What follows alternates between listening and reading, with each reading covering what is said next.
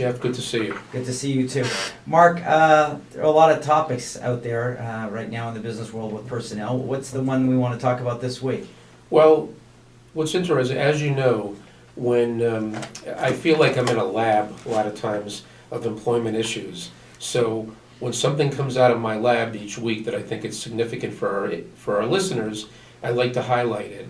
And what I'd like to highlight that I found in the last week, that particularly candidates for jobs are negotiating with employers, prospective employers, are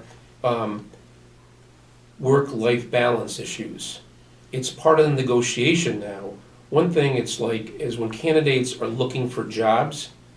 Another thing is now we're in the negotiations, and it's becoming an integral part of that. This week we had 3 opportunities that were all interesting in different spheres.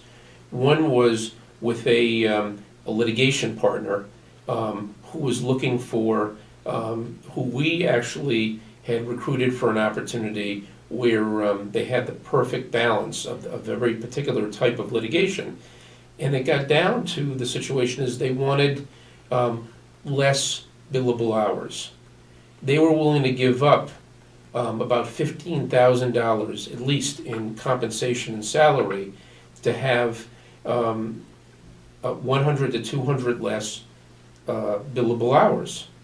And what's interesting is the employer, this was in litigation, and the employer really wanted this person and still does want this person, but we're going back and forth because in litigation, you really need to work overtime. You really need to put in the hours when a case is going to trial. It's preparation of a case, and it's all the steps that go into the ultimate trying of a case.